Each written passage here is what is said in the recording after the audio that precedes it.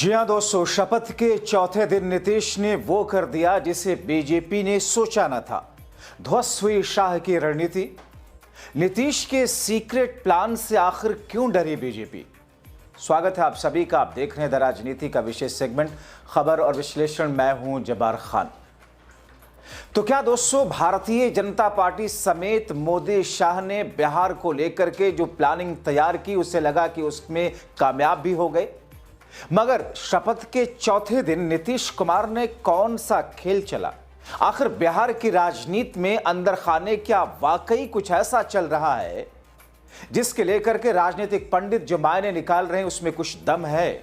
आखिर शाह की रणनीतियों को नीतीश ने कैसे ध्वस्त किया और जिसे खुद को चाणक्य कहलवाने वाले शाह भी समझ न सके? विस्तार से आपको बताते हैं दोस्तों, बिहार में सरकार के गठन और मंत्रालय के बंटवारे के बाद राजनीतिक पंडितों को लगा कि शाह ने सब कुछ बीजेपी के पास रख लिया और नीतीश को महज शोपीस बना दिया। मगर शपथ ग्रहण के 4 दिनों के भीतर ही 24 नवंबर को जो खबरें मुझे मिली, उसने नीतीश के सामने सम्राट के साथ साथ शाह को भी घुटने पर ला दिया। नीतीश ने वो किया जिसके बारे में शाह, मोदी और पूरी बीजेपी ने नहीं सोचा था। और मैं तो इस बात पर हैरान रहा कि नीतीश के इस हथौड़े वाले प्रहार में तो आगे के लिए उनका प्लान बी भी शामिल है। चौंकिए मत दोस्तों, जो कुछ बता रहा हूं उसे ध्यान से सुनिए और फिर समझिए। दोस्तों, बिहार की राजनीति में 2005 के बाद पहली बार बड़ा उलटफेर देखने को मिला। आपके सामने है, जिसने सत्ता के समीकरण पूरी तरह से बदले। मुख्यमंत्री नीतीश कुमार की अगुवाई में एनडीए की सरकार बनी तो, मगर नीतीश को सीएम बनाने को मजबूर शाह की लाख कोशिशों के बावजूद वो नहीं हो सका जिसे वो चाहते थे। और इसी बीच नीतीश ने अपनी सीक्रेट रणनीति से कुछ ऐसे सीक्रेट प्रहार और प्लान जमीन पर उतार दिए जिसके बारे में शाह, सम्राट समेत बीजेपी ने ख्याल तक नहीं किया। पहली नजर में जाहिर तौर पर यह दिखता है कि बीजेपी सत्ता में जूनियर पार्टनर की भूमिका से निकलकर अब सीनियर पार्टनर बन चुकी है। यह बदलाव सिर्फ मंत्रियों की संख्या में नहीं बल्कि पावर गेम में भी साफ साफ दिखता है। बीजेपी 89 विधायकों के साथ सबसे बड़ी पार्टी बनी। इसका सीधा असर कैबिनेट बंटवारे पर दिखा आपको। जेडीयू से दुगने से ज्यादा करीब मंत्री बीजेपी के कोटे से बनाए गए। और सबसे बड़ा बदलाव यह कि 2 दशक में पहली बार नीतीश कुमार ने सबसे महत्वपूर्ण विभाग गृह मंत्रालय अपने पास ना रखकर बीजेपी के नेता और उप मुख्यमंत्री सम्राट चौधरी को सौंपा। लेकिन विशेषज्ञों का मानना है कि यह पावर शिफ्टिंग पूरी नहीं है। नीतीश कुमार ने चुपचाप सत्ता का रिमोट कंट्रोल अपने हाथ में ही रखा है। एक और सवाल जो इस समय लोगों में बहस और चर्चा का विषय है कि गृह विभाग मिला सम्राट को, बीजेपी को, पर सामान्य प्रशासन क्यों अपने पास नीतीश ने रखा? डिप्टी सीएम सम्राट चौधरी को गृह मंत्रालय का जिम्मा मिलने से उनका सियासी कद तो बढ़ा, क्योंकि अब उनके पास में राज्य की कानून व्यवस्था, पुलिस प्रशासन का सीधा कंट्रोल होगा। लेकिन यहीं पर नीतीश कुमार ने राजनीतिक बिसात पर अपनी सबसे बड़ी चाल चल दी। दरअसल नीतीश ने बड़ी दूरंदेशी से सम्राट चौधरी को फुल पावर नहीं दिया। खासतौर पर ट्रांसफर पोस्टिंग पर सीएम का ही कब्जा है, यानी कि जो ट्रांसफर और पोस्टिंग वाला मामला है यह मुख्यमंत्री के हाथ में ही है। बिहार में आईएएस, आईपीएस समेत सभी बड़े प्रशासनिक अधिकारियों के तबादले, पोस्टिंग, नियुक्ति, प्रमोशन का काम सामान्य प्रशासन विभाग ही करता है।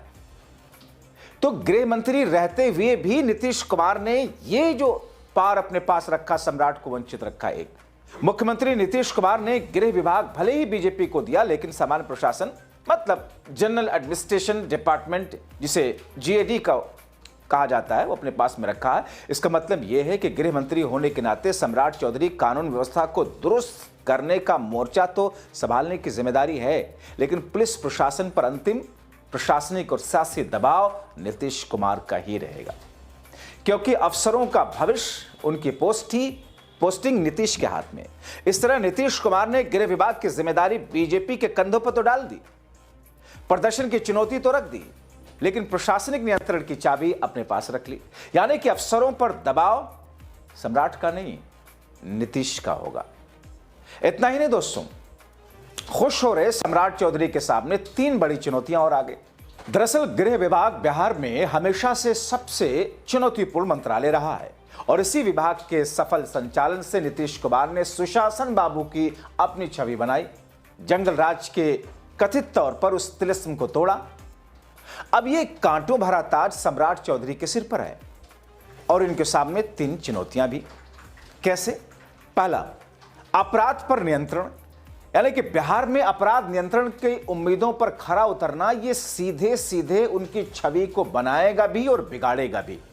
आपको याद है ना कि चुनाव से ठीक पहले या चुनाव की सुगबुगाहट के बीच में कितनी सारी जाने गई हाई प्रोफाइल लोगों की हाई सिक्योरिटी जोन में, और उसके बाद खुद एनडीए के सहयोगी चिराग पासवान ने कहा था, अपनी सरकार पर प्रहार किया था कि कानून व्यवस्था ध्वस्त है।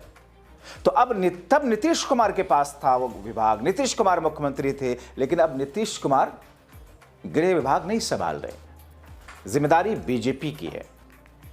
दूसरा, बीजेपी की जो उम्मीदें हैं, सूबे में बीजेपी की राजनीतिक उम्मीदों पर खरा उतरना और अपनी नेतृत्व क्षमता को साबित करना है, और बिहार जैसे राज्य में बीजेपी के लिए ना को चने चबाने जैसा होगा। तीसरा, राजनीतिक समीकरण, अगर कानून व्यवस्था सुधारने में सफल होते हैं तो बीजेपी उन्हें बड़े चेहरे के रूप में पेश करेगी। अगर वो विफल हो गए तो बिहार के राजनीतिक समीकरण में बड़ा बदलाव होगा और विपक्ष के निशाने पर सीधे सीधे बीजेपी रहेगी।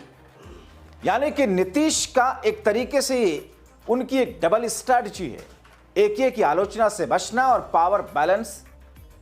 राजनीतिक विश्लेषकों का मानना है कि नीतीश कुमार ने यह फैसला एक डबल स्ट्रैटेजी के तहत लिया है, एक आलोचना से बचाव और दूसरा पावर बैलेंस। जिसमें आलोचना से बचाव क्या है? गृह विभाग का बीजेपी के पास सौंपना। नीतीश कुमार ने राज्य में होने वाले अपराध या कानून व्यवस्था बिगड़ने पर होने वाली सीधी राजनीतिक आलोचना से खुद को बचा लिया। अब विपक्ष के निशाने पर बीजेपी और सम्राट चौधरी। पावर बैलेंस, सामान्य प्रशासन विभाग अपने पास रखकर नीतीश कुमार ने पावर बैलेंस को बनाए रखा। वो जानते हैं कि गृह मंत्रालय नेताओं को चमका भी सकते हैं और राजनीतिक करियर खत्म भी कर सकता है, इसलिए उन्होंने बीजेपी को मौका दिया, लेकिन पूरी ढील दी नहीं। तो फिर सवाल यह है कि बिहार में बीजेपी का राजनीतिक मंसूबा है क्या? दरअसल बिहार हिंदू पट्टी का ऐसा राज्य है जहां पर बीजेपी अभी तक अपना मुख्यमंत्री नहीं बना पाई, आजाद भारत में कभी नहीं। और इस बार सबसे बड़ी पार्टी होने के नाते बीजेपी का राजनीतिक मंसूबा सत्ता पर धीरे धीरे नियंत्रण स्थापित करना है। 14 मंत्रियों के साथ बीजेपी अपनी जूनियर जेडीयू को 8 मंत्रालय देती है। सम्राट चौधरी को डिप्टी सीएम के साथ साथ गृह विभाग देकर बीजेपी एक मजबूत अपना सीएम चेहरा तैयार करने की दिशा में अपनी रणनीति को आगे बढ़ाती हुई दिखती है, क्योंकि बिहार में बीजेपी का आज के वक्त में कोई भी बड़ा चेहरा नहीं है। और जो कथित तौर पर चंगू मंगू कहे जाते हैं सम्राट विजय सिन्हा, इनकी राजनीतिक हैसियत बिहार में अभी ऐसे बड़े चेहरे के तौर पर नहीं बनी है, लेकिन शाह सम्राट को बनाना चाहते हैं। पहले भी कहा कि इन्हें बड़ा आदमी बना देंगे। तो ऐसी स्थिति में क्या सम्राट उस उम्मीद पर खरे उतरेंगे? इस बार बिहार की राजनीति में सबसे बड़ी खबर यह नहीं कि कौन सीएम बना, बल्कि यह कि कानून व्यवस्था का प्रदर्शन कैसा रहता है आने वाले वक्त में।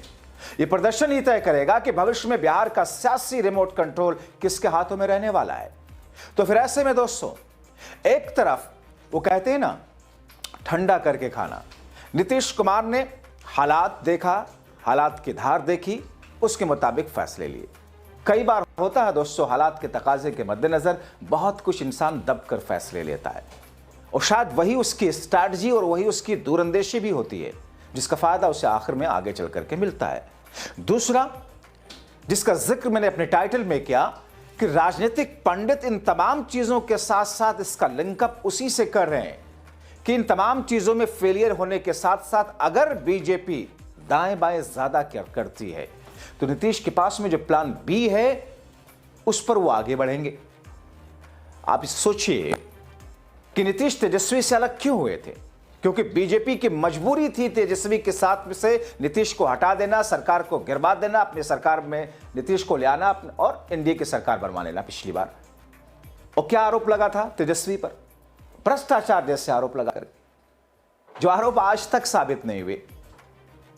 अब ऐसे में अगर आने वाले दिनों में अंदरूनी अंतर्कलह, अंदरूनी खटपट या इस किस्म की स्थितियां होती हैं तो फिर कानून व्यवस्था तो आप ही संभाल रहे भैया। एक ये भी काउंटर पार्ट के तौर पर मुद्दा, और दूसरे में भ्रष्टाचार की जो स्थितियां, जो चीजें रही हैं, खास तौर पर के सम्राट चौधरी के खिलाफ में कोर्ट में क्या कुछ चीजें होती हैं, उनके कई सारे मामलों को लेकर के आने वाले दिनों में स्ट्रैटेजिकली जो बिहार की राजनीति को दशकों से कवर कर रहे हैं, उनकी नजर में नीतीश कुमार ने दरअसल 1 साल का टाइम खुद को दब करके अपने पार्टी को बीजेपी के सामने दबा करके दिया है।